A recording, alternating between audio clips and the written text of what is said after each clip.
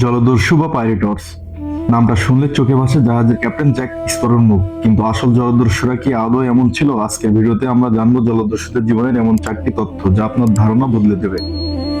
Number one, চোখে ভর্তি রহস্য। আমরা ভাবি তাদের এক চোখ নষ্ট ছিল, আসলে কিন্তু তা নয়। জাহাজের ডেক থেকে যখন তারা অন্ধকার কেবিনে নামতো, তখন চোখের মণিকে অন্ধকারের সাথে মানিয়ে নিতে সময় লাগতো।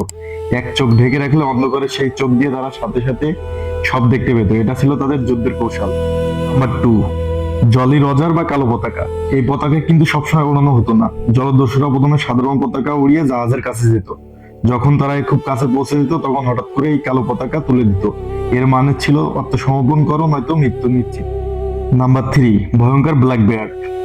ব্ল্যাক বেয়ার্ড ছিল ইতিহাসের সব থেকে কুখ্যাত জলদস্যু। যুদ্ধের সময় সে তার লম্বা দাড়িতে ধীর গতির জ্বলন্ত শোলতে বেঁধে রাখতো। তার মাথা থেকে ধোঁয়া বের হতো।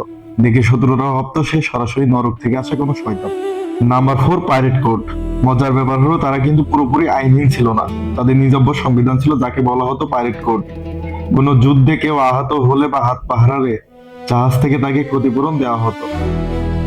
যারা নিয়ম ভাঙতো তাদের শাস্তি ছিল ভয়াবহ। তাদের নামিয়ে দেওয়া হতো কোনো এক জনমানবহীন দ্বীপে, যেখানে খিদার তৃষ্ণায় তাদের মৃত্যু ছিল অবধারিত। জলদস্যুদের জগৎটা যতটা রোমাঞ্চকর, ঠিক ততটাই অন্ধকার।